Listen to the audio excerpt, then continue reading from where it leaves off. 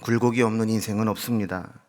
우리 인생길을 도로에 비유해 본다면 시원하게 뻗은 고속도로를 달리는 것과 같은 때도 있고, 때로는 험한 비포장 도로를 가는 것도 있고, 또 때로는 공사 중인 길을 만나 한동안 가지 못하고 정체되는 경우도 있습니다. 굴곡진 인생길을 가다 보면 우리의 삶이 흔들릴 수밖에 없습니다. 아무리 좋은 자동차를 타고 가도 비포장 도로를 계속 가다 보면 흔들리는 것은 어쩔 수 없습니다. 피곤하기도 하고, 이런 길을 계속 가다 보면 자동차도 쉽게 고장이 나죠. 우리 인생도 마찬가지고, 그런 인생길을 걸어간 우리의 감정도 마찬가지입니다. 상황에 따라 희노애락을 경험하지만 그래도 하나님께서 우리의 마음속에 항상심을 허락해 주셔서 곧 평상심을 되찾곤 합니다. 만약에 우리가 극단적인 감정에 너무 오랫동안 노출이 되어 있다면 우리 마음과 감정에 큰 손상이 올 수 있기 때문에 하나님 우리를 지으실 때 흔들리다가도 다시 제자리를 찾을 수 있도록 우리를 만들어 주신 것입니다.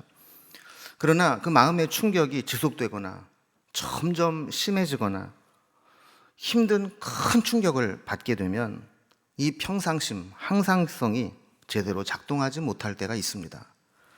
이럴 때를 가리켜서 우리는 멘붕이다, 또 우울증을 느끼고 있다, 패닉 상태에 빠졌다, 공황장애를 겪고 있다, 또 번아웃 되었다, 이런 용어들로 표현을 합니다. 특히 이 번아웃이라는 말은 우리가 쓸 수 있는 에너지를 다 소모해 버린 것과 같이 어떤 활동이 끝난 후에 풀리지 못하고 쌓여있는 그 스트레스를 해결하지 못할 때 우리 심신이 지쳐서 무기력증에 빠진 상태를 말합니다. 이 번아웃이라는 말은 영어 그대로 옮기면 다 타버렸다라는 거예요. 재만 남았다는 겁니다. 더 이상 더 쓸 수 있는 에너지가 없다라는 겁니다. 이렇게 마음이 다 소진되고 에너지가 다 소비되고 더 이상 아무것도 할 수 없을 때, 이런 감정은 때로 일시적이고 우발적인 감정의 격동으로 느끼는 경우도 있지만, 이렇게 번아웃처럼 지속적이고 반복적인 감정의 소모로 마음의 에너지가 완전히 소진되어 탈진되는 경우로 나타나기도 합니다. 자동차를 운전하고 가는데 연료 부족 경고등이 켜졌는데도 불구하고 무시하고 계속 달리다 보면 예기치 못한 곳에서 자동차가 서버리고 마는 것과 마찬가지로 이런 번아웃의 증세들이 나타나고 우리 신체적으로나 정서적으로나 정신적으로 에너지가 다 고갈되었는데도 불구하고 무시하고 계속 달리다 보면 우리의 삶도 어느 순간에 퍼져버릴 수 있다는 겁니다. 이렇게 자신의 모든 에너지가 소진된 상태에서 더 이상 감당할 수 없는 한계를 벗어나게 되면 극도의 피로감을 호소하고 무기력증, 또 우울감, 자기 자신에 대한 통제 불능, 공동체 내의 부조화, 업무 효율의 급속한 저하, 직무 거부, 이런 증상들이 개인적으로, 사회적으로 나타나게 되는 것입니다. 세계보건기구인 WHO에서도 아직 이것을 질병으로 규정하고 있지는 못합니다. 왜냐하면 이걸 질병으로 규정을 하는 순간 어떻게 치료할 것인지, 의료보험과 같은 사회적 제도는 어떻게 그걸 지원할 것인지, 이런 행정적인 사회적 기반이 마련되어 있지 않아서 아직 정식으로 질병으로 규정하고 있지는 않지만, 현대 사회에서 주의가 필요한 매우 심각한 사회현상의 증후군으로 규정하고 있습니다. 정신과 의사인 박종석 씨가 쓴 번아웃에 대해서 최근에 우린 조금 지쳤다라는 책에 보면 이 정신과 의사들이 우울증을 판단할 때 두 가지를 중요한 잣대로 삼는데, 첫 번째는 사회적 기능의 저하, 그리고 대인관계의 저하, 이 두 가지를 본다는 거예요. 평상시에 늘 익숙하게 하던 것인데 어느 순간부터 집중력이 떨어지고 효율이 떨어지고 실수를 많이 한다든가, 아니면 사람들과의 만남이 다 싫어지고 대인관계가 기피되고 혼자 숨고 싶다든가, 이런 증상이 나타나게 되면 이것은 뭔가 우리 몸에 또 우리의 마음에 문제가 생기고 있다라고 하는 사인을 보내고 있다라는 거예요. 경고등이 들어온다라는 것이죠. 이때 사람들은 이 메시지를 듣고 적절하게 휴식을 취해주고 회복시켜주지 않으면 나중에 큰 문제가 발생할 수 있다는 겁니다. 스웨덴의 한 연구기관의 결과에 의하면 이 번아웃 증후군의 진단을 받은 사람의 뇌가 어린 시절 강력한 상처의 트라우마를 겪은 사람의 뇌와 비슷한 손상 상태를 보인다고 합니다. 그래서 이런 번아웃되어 있는 사람들은 충격에 취약하고 스트레스를 받았을 때 대처 능력이 현저하게 떨어진다는 것이죠. 문제는 우리도 살아가다 보면 언젠가는 이런 현상들을 겪게 되는데 얼마나 빨리 회복되느냐, 여기에 관건이 있다라는 겁니다. 최근 들어서 회복 탄력성이라는 개념이 부각이 되고 있는데요. 이 회복 탄력성이라고 하는 것은 우리가 살아가면서 크고 작은 다양한 역경들과 시련과 실패를 만났을 때 우리는 삶이 밑바닥까지 떨어지게 됩니다. 그러나 그 밑바닥을 딛고 다시 원래 상태로 튀어오르는 것, 원래의 모습으로 회복하는 것, 이게 바로 회복 탄력성이라고 하는 개념입니다. 이 회복 탄력성은 공식으로 나타내 본다면 이런 겁니다. 스스로의 감정과 충동을 잘 통제할 수 있는 자기 조절력과 주변 사람과의 건강한 인간관계를 맺을 수 있는 대인관계력, 그리고 상황을 긍정적 정서로 받아들일 수 있는 긍정성, 이 세 가지를 잘 가지고 있게 될 때 그 사람의 회복 탄력성은 높게 나타난다라는 거예요. 그리고 이 세 가지 각각 개념들은 세 개씩의 또 하위 요소들을 가지고 있는데, 먼저 이 자기 조절력이라고 하는 것은 감정을 조절할 수 있는 능력, 그리고 어떤 충격이 왔을 때 그것을 스스로 통제할 수 있는 힘, 그리고 어떤 문제가 생겼을 때 그 원인을 분석하고 대처해낼 수 있는 힘, 이런 것들이 있을 때 자기 조절력이 있다는 겁니다. 또 대인관계력은 다른 사람과 소통 능력, 또 공감 능력, 그리고 자아 확장력. 이 자아 확장력이라고 하는 것은 자신이 타인과 연결되어 있다고 느끼는 정도를 말합니다. 그러니까 어떤 문제가 있을 때 내 주변에는 나를 도와줄 만한 이런 사람도 있고 이런 사람도 있고 이런 사람도 있어, 이렇게 생각하는 사람이 있는가 하면 문제가 생기고 나면 그래, 결국은 나 혼자지 뭐. 남편도 필요 없고 자식 새끼도 필요 없고 이웃도 필요 없고 결국은 나 혼자야, 이렇게 고립되는 사람이 있다는 거예요. 그런데 이렇게 자아 확장력이 넓어서 다 주변에 다 내 편이고 나를 도와줄 사람이고 이런 사람, 이 소통 능력, 공감 능력, 자아 확장력이 있는 사람이 대인관계력이 좋다라는 거예요. 세 번째는 긍정성입니다. 자신의 상황 가운데 낙관적으로 볼 수 있는 자아 낙관성, 그리고 자신의 삶에 대한 만족도, 그리고 감사지수. 그래도 이만하면 감사하지, 이렇게 생각하는 사람이 있는가 하면 매사가 부정적이고 불만족스럽고 뭔가 짜증이 나고 이런 사람도 있다라는 거예요. 자, 그러니까 이렇게 자아조절력, 대인관계력, 긍정성, 이 세 가지 요소가 건강하게 돼 있는 사람은 뭔가 충격을 받고 문제가 생기고 위기가 와도 쉽게 회복이 된다라는 겁니다. 그런데 이런 부분들이 잘 충족되지 않은 사람들은 뭔가 외부에 충격이 오거나 문제가 생겼을 때 감당하지 못하고 그냥 무너져 내리기 쉽다라는 거예요. 여러분은 이 총 9가지의 이 요소들 중에 혹시 나는 이런 부분은 좀 부족한 것 같아, 이런 게 몇 개나 되시는지 한번 스스로 한번 점검을 해보시면 좋을 것 같습니다.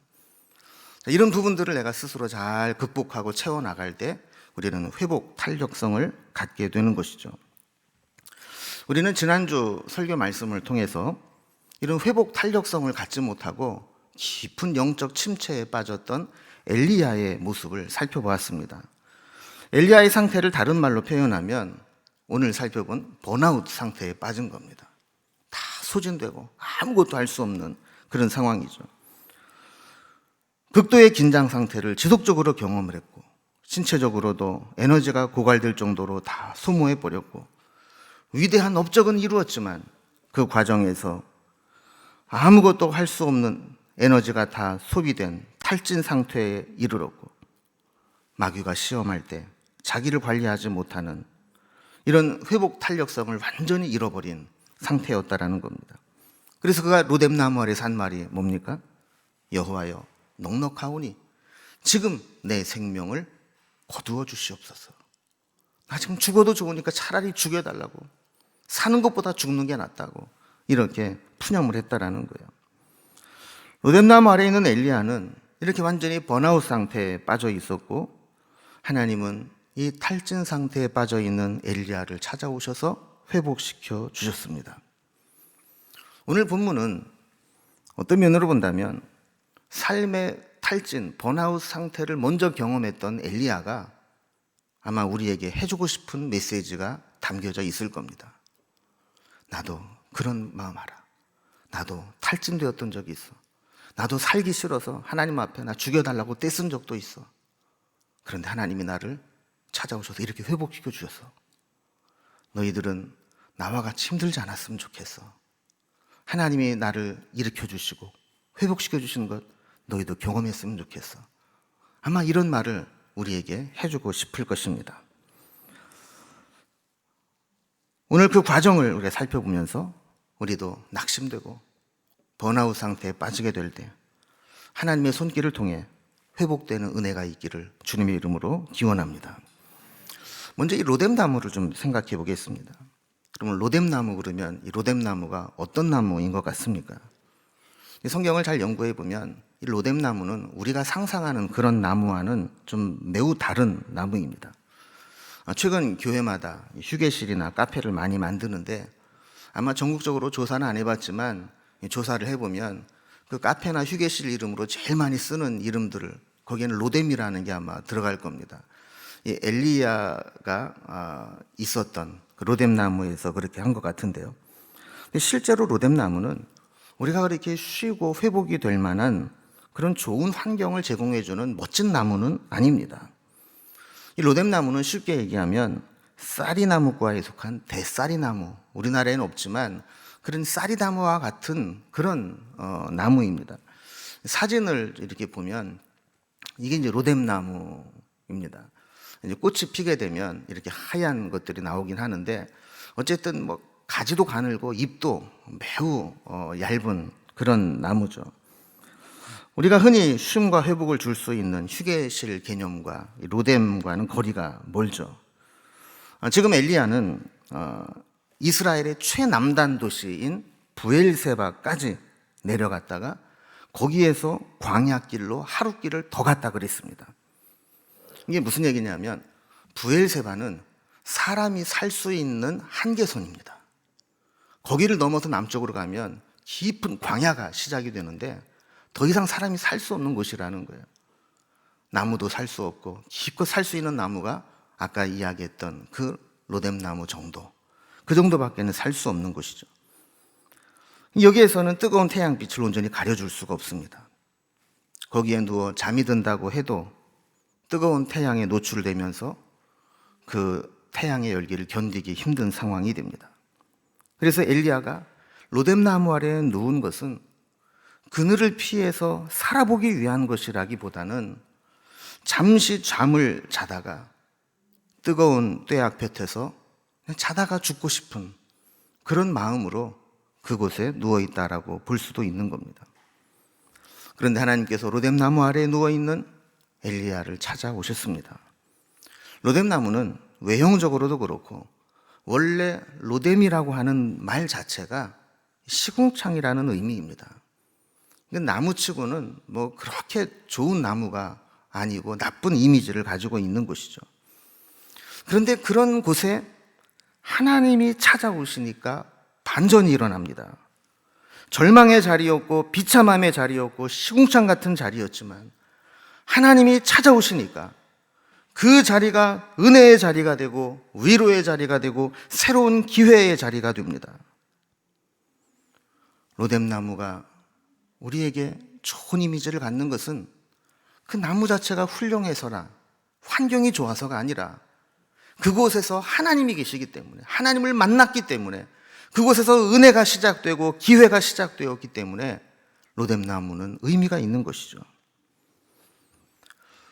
우리도 살아가면서 정말 힘들다고 느낄 때 로뎀나무 아래 누워 죽기를 구하고 있던 엘리야를 찾아오신 하나님을 우리도 만날 수 있기를 바랍니다.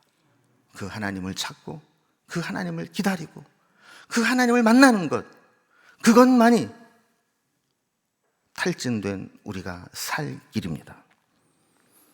하나님의 은혜는 우리가 가장 힘들고 어려울 때, 가장 어두운 고통 속에 있을 때 더 절실하게 느껴집니다.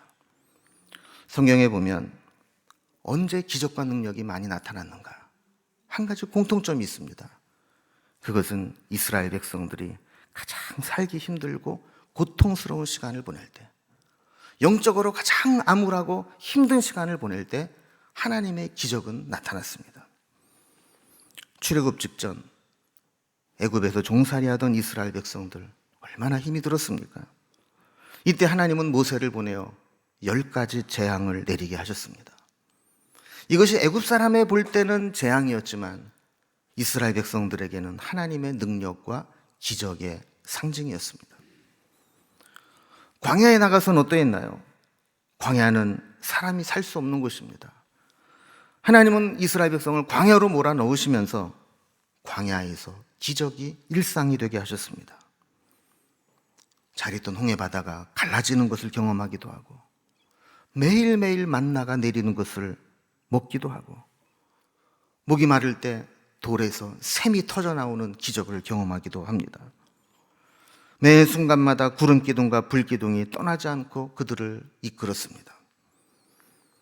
지금처럼 평상시에는 하나도 경험하기 힘든 기적, 한 번도 느끼지 못할 능력, 이런 것들이 광야에서는 일상이 되었고, 심지어 매일 만나를 기적과 같이 먹으면서도 지겨워할 정도로 기적이 반복되는 곳이 광야였습니다. 선지자 중에 가장 많은 기적과 능력을 행한 선지자 누구일까요? 성경을 보면 엘리야와 엘리사입니다. 엘리야와 엘리사 시대가 어떤 시대였길래 이렇게 많은 기적과 능력이 나타났을까요? 그때는 영적으로 가장 어두웠을 때입니다. 가장 우상 숭배가 극에 달하고 영적으로 하나님으로부터 멀어져 있던 시대입니다. 아합이 통치할 때, 그가 두로와 시돈에서 데려온 아내 이세벨, 그 이세벨이 가지고 온 우상 바알과 아세라, 온 나라가 바알과 아세라에 물들어 있을 때 이세벨이 무서워 하나님의 선지자들조차 다 숨어버린 그때 활동했던 엘리야와 엘리사에게 가장 많은 기적과 능력이 나타났던 것입니다. 하나님의 은혜는 변함이 없습니다. 그런데 우리가 깨닫지 못할 뿐입니다. 때로는 평안하고 아무 일이 없을 때가 큰 위기 가운데 구원함을 받을 때보다 더 큰 은혜 아닙니까? 여러분, 죽다 살아나고 싶어요? 아니면 아무 일 없이 잘 살고 싶어요? 우리는 죽다 살아나면 은혜라고 기적이라고 이야기하면서 아무 일 없이 살아가는 것은 은혜라는 것을 모르고 살 때가 많아요. 그래서 C.S. 루이스는 고통의 문제라는 책에서 이런 이야기를 합니다. 하나님은 쾌락 속에서 우리에게 속삭이시고 양심 속에서 말씀하시며 고통 속에서 소리치십니다. 고통은 귀먹은 세상 사람들을 흔들어 깨우는 하나님의 메가폰입니다. 우리가 평안할 때, 쾌락 속에 즐거워할 때 하나님의 음성은 속삭이며 지나가는 것처럼 우리가 주위에서 듣지 않으면 잘 안 들릴 수 있다는 거예요. 때로 양심의 가책은 앞에 대놓고 대화하는 것처럼 들릴 수 있다는 거예요. 그러나 고통은 우리가 잠들어 있는 상태에 있다 할지라도 그걸 흔들어 깨울 수 있는 큰 메가폰을 가지고 귀에다 대고 큰 소리를 지르는 것과 같이 그렇게 하나님의 음성을 잘 들리게 만들어준다는 거예요. 여러분, 그렇죠? 사람은 잘 나갈 때는 하나님의 음성을 쉽게 잘 들리지 않는 것처럼 생각합니다. 들려도 거기에 귀 기울이려고 하지 않습니다. 그래서 이 책에 보면 재미있는 비유를 하나 듭니다. 우리는 하나님을 믿을 때 마치 비행기 조종사가 낙하산을 대하듯 믿으며 살기를 원한다는 거예요. 여러분, 전투기를 모는 조종사들은 그 옷 속에 낙하산을 매달고 있지 않습니까? 그래서 만약에 유사시에 비행기에 문제가 생기면 탈출을 하게 되고 이 낙하산이 펴져서 착륙을 하게 만드는 것이죠. 그런데 어느 조종사가 그 낙하산을 사용하고 싶겠어요? 늘 사용하지 않고 안전하게 이착륙하는 것을 원하지 않겠습니까? 마찬가지로 우리도 신앙생활을 하면서 하나님을 믿는 것이 위기의 순간에 보험처럼 한 군데 의지하기 위해 믿기는 하지만 하나님을 절실하게 찾아야 하는 그 위기 상황은 오기를 원치 않는다는 거죠. 그냥 평안하게 아무 문제 없이 아무 변함 없이 그렇게 살고 싶어 한다는 겁니다. 그러나 고통의 나락에 떨어지게 될 때 우리는 그곳에서 하나님의 음성이 들리기 시작합니다. 평소 같으면 그냥 스쳐 지나갔던 은혜들이 그게 은혜였구나라는 것을 새삼스럽게 깨닫게 됩니다. 우리가 고통을 통해서 하나님을 만날 수만 있다면 고통은 은혜로 바뀌게 됩니다. 그래서 실패는 끝이 아닙니다.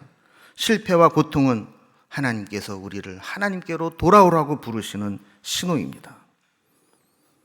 하나님은 고통을 통해서 우리를 치료하십니다. 그래서 C.S. 루이스는 이런 이야기를 또 합니다.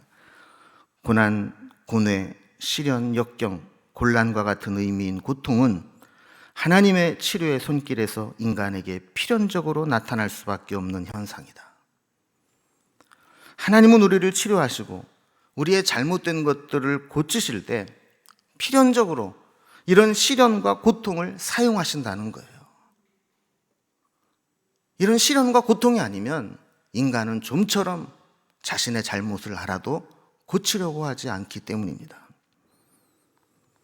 그의 말에 의하면 이런 이야기를 이어서 합니다. 하나님의 치료가 우리에게 고통스러울 수밖에 없는 이유는 우리가 너무 오랫동안 자기가 옳다고 주장해온 의지를 하나님께 되돌려 드리는 것이 본질적으로 가혹한 고통이 될 수밖에 없기 때문이다. 이게 무슨 얘기냐면요, 우리는 다 내가 옳다고 생각하고 살아가요. 근데 하나님 나를 고치시기 위해서 시련과 고통을 주실 때 우리가 뭘 해야 되냐 하면, 하나님, 내가 옳다고 생각하며 살아온 게 잘못됐습니다. 이제 하나님의 뜻대로 해 주옵소서. 이렇게 해야 되는데 이게 사실은 고통스러운 일이라는 것이죠. 내 자신의 잘못을 시인해야 되고, 내가 살아온 익숙해 있던 패턴들을 바꾸어야 되고, 하나님이 수술의 칼을 대실 때 내 몸을 맡겨야 되고, 그 후에 어떻게 될지 내가 컨트롤할 수 없는 상황이 될 수 있는 그 상황을 하나님 앞에 맡겨야 된다는 것, 쉽지 않은 일이라는 겁니다. 그러나 우리가 한 가지 기억해야 될 것이 있습니다. 우리의 고통이 항상 하나님의 선하신 손 안에 있다라는 겁니다. 하나님께 맡기면 하나님은 우리를 고치셔서 멋진 사람으로 회복시켜 놓으신다라는 것이죠. 이제는 다 필요 없다고 죽여달라고 때를 쓰는 엘리야를 하나님은 어떻게 고치시고 치료하시고 회복하셨을까요? 오늘 말씀해 보면 크게 세 가지 관점에서 하나님은 엘리야를 만져주시고 고치시는데, 첫 번째는 신체적인 회복입니다. 엘리야는 신체적으로 탈진 직전까지 갔습니다. 로뎀나무 아래 쓰러지기까지 초긴장 상태에서 갈멜산 영적 전투를 했습니다. 가뭄이 끝날 때까지 7번에 걸친 생명을 건 기도를 했습니다. 영적으로나 신체적으로 엄청난 에너지를 써버렸습니다. 또한 갈멜산에서 이스라엘로, 이스라엘에서 아래 브엘세바로, 그리고 브엘세바에서 하룻길을 더 걸어서 엄청난 거리를 그는 뛰고 달려서 내려왔기 때문에 체력적으로 완전히 고갈된 상태입니다. 이런 엘리야를 하나님이 어떻게 회복시키셨을까요? 오늘 말씀을 잘 보면 하나님의 방법은 엘리야를 실컷 짜고 배불리 먹이고 또 재우고 또 먹이고 이러면서 그의 체력을 보완시켜 주는 것이었습니다. 우리가 생각할 때 이 엘리야 영적 침체에서 벗어나려면 기도하더니 이 말이 나와야 되는데 오늘 본문 어디에도 엘리야는 기도하더니라는 대목이 없습니다. 그는 계속해서 반복하기를 5절에 보면 로뎀나무 아래에 누워 자더니, 또 6절에 보면 이에 먹고 마시고 다시 누웠더니, 그는 하나님을 찾지도 않고 기도하지도 않고 말씀을 드리려고 하지도 않았습니다. 그러나 신기하게도 하나님은 이런 엘리야를 책망하지 않으시고 방전된 체력을 회복할 때까지 계속 쉼을 허락해 주십니다. 하나님은 천사를 보내어 그 지친 엘리야를 어루만져 주셨습니다. 이중으로 말하면 마사지를 해준 것입니다. 그리고 머리맡에 숯불에 구운 떡과 한 병 물을 놓아 먹게 하셨습니다. 음식을 먹고 다시 잠에 취한 듯 잠이 드는데 한동안 잠을 잔 후에 하나님은 다시 천사를 보내어 엘리야를 어루만지며 다시 일어나 먹으라고 하십니다. 그는 로뎀나무 아래에서 잠에 취해서 자다가 한 끼를 먹고 또 잠에 취해서 자다가 또 한 끼를 먹고 얼마나 많은 시간을 잠에 취해서 자고 있었던 것인지 모릅니다.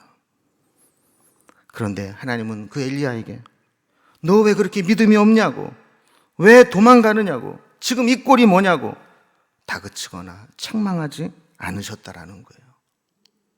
그에게는 신체적으로 회복될 시간이 필요했기 때문인 것이죠. 두 번째, 하나님께서 엘리야를 회복시키신 것은 정신적인 회복이었습니다. 엘리야를 탈진시킨 것은 육체적인 탈진만이 아니었습니다. 엘리야가 하나님 앞에 내뱉은 푸념은 오직 나만 남았거늘 이라는 말입니다. 오늘 말씀 다 읽지 않았지만 10절과 14절을 보면 계속 반복해서 똑같이 엘리야가 하나님 앞에 푸념하고 하소연하는 말이 뭐냐면 오직 나만 남았다는 거예요.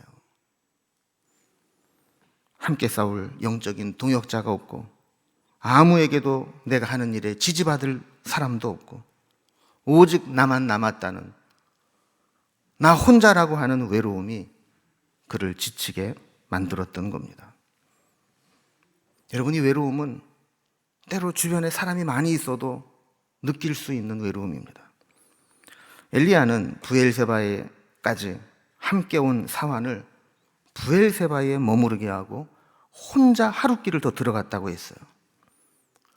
어떤 면에서 보면 이런 탈진된 하나님 앞에 하소연하고 불평한 자신의 모습을 이 사환에게 보이고 싶지 않았을 수도 있습니다. 그리고 자기 가장 가까운 옆에 있는 사환에게조차도 자신의 연약함, 고민, 절망스러운 상황, 낙심 이런 것들을 보여주거나 공유하고 나누고 싶은 그런 마음이 없었던 것이죠. 철저하게 혼자라고 하는 그 외로움을 겪었던 겁니다. 여러분, 일반적으로 사회 구조에 보면 위로 갈수록 더 외롭습니다. 사실 아랫사람들은 힘든 일이 있어도 모여서 서로 윗사람 이렇게 씹고 까고 뒷담화하면서 위로를 받아요. 근데 위에 있는 사람은 나눌 사람이 없어요.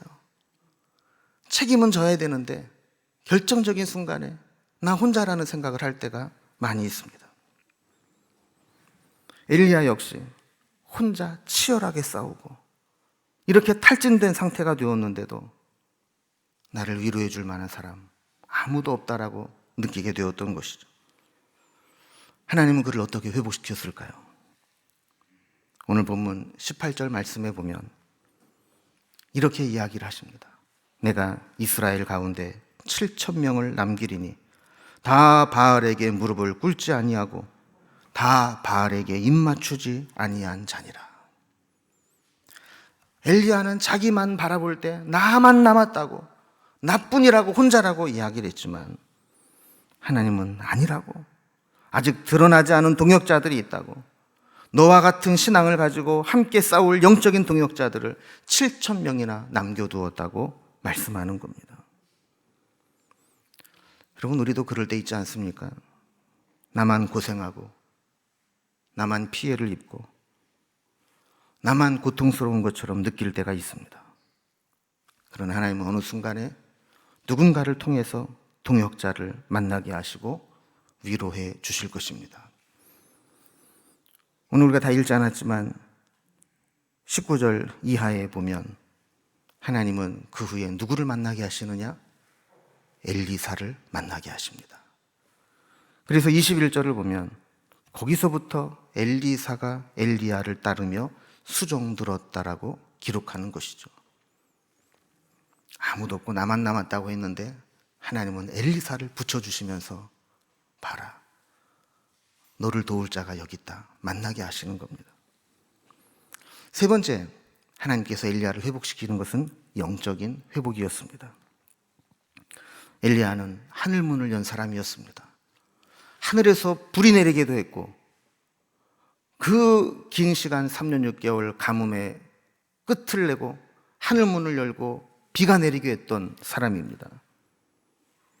그러나 그때뿐이고 이스라엘에는 아무런 영적인 변화가, 회복이 일어나지 않았습니다. 그는 치열하게 영적인 싸움을 하면서 정말 하나님은 살아계시는가, 이런 기적 가운데 하나님이 행하시는 일은 무엇인가 하는 의구심이 들었습니다. 그래서 하나님께 내 생명을 거두어달라고 한탄한 것이죠. 결국 영적인 침체는 떡을 먹고 잠을 자고 신체적으로 회복이 되거나 옆에 동역자가 있다고 해결될 문제가 아닙니다. 진짜 해결은 하나님을 만나야 됩니다. 하나님의 음성을 들을 수 있어야 합니다. 하나님을 만나고 하나님의 음성을 듣지 못하는 위로는 온전한 위로가 될 수 없습니다.